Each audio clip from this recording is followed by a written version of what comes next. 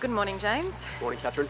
So can you just give us a bit of a recap from the week? It's been some heavy rain and lots of things happening. Can you just tell us about it? Yeah, so look, since we last spoke, we've had a couple of good results. That colt that we introduced you guys to got up on Wednesday. It was a really good result. There was a bit of feeling in that. So good to see him come through the race pretty well. Like he hasn't missed a note, hasn't left a note, and we'll have another look at him this morning to make sure that he's good enough to go on with this preparation. And we normally give those sort of horses at least a day, if not sometimes 2 days off before we push ahead. Just looking through the carnival, although we made mention that he might go to a kindergarten, just feel that maybe the 1100 metres might be a bit sharp for him, especially second up now that he's maybe not just looking for further, but that might just be his his typical makeup. He's from a really good middle sprinter miler, but also middle distance family. So I would think that a race like a 1300 might be a bit better for him second up. And when you happen to find one at Hawkesbury after the last day of the carnival,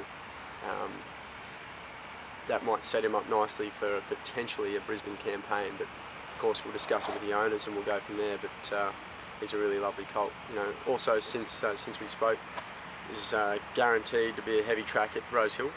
So that's going to play into our hands with Eurozone. He's got really good stats on a wet track, and that's just going to give us that little bit of added confidence going up against horses that are extremely good, like Vauban. But the catch-22 there is Red Tracer's an absolute wet tracker, and Terra Vista just flies through it. So they're going to be really, really hard to beat, those horses, and we're going to need some luck. But he's drawn barrier one, and Jimmy Cassidy will have him there, giving him every chance.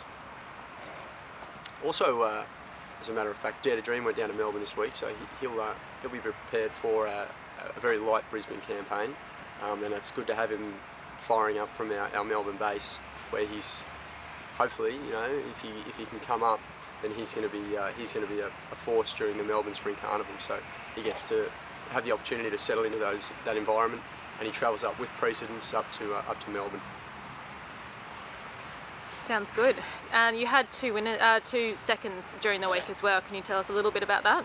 Yeah, so we had Swing Vote yesterday and Proposition as well. The Swing Vote unfortunately bumped into a really, really heavy track at Hawkesbury. It's about as bad as they get, and she travelled up on the bit to be a real winner there.